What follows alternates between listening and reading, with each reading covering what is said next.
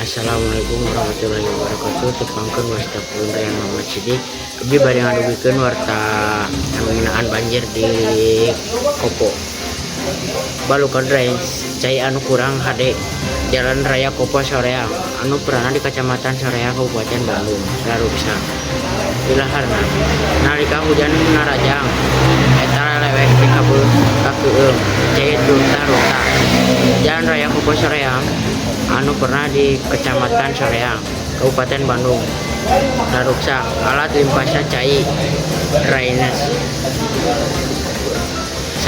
saban hujan narajang cai tina drainase di eta daerah remen limpas tepi ka paimahan warga selama nepi ka ngabulbarkeun bagian aspal jalanan lepas lian ti kitu runtah anu kabawa ku caah ramai ngagunung di trotoar jalan ceuk salasa urang anu ngagumanakeun jalan tole nembrakeun dirina ngarasa kaganggu alatan jalan rusak sarta eta runtah anu ngagugunung teh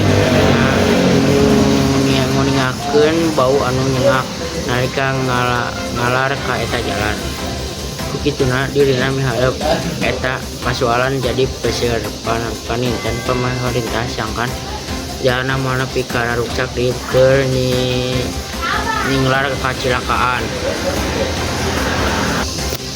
Rayyan Muhammad Sidik dari TV Bandung. Salah aja sakitu ti abdi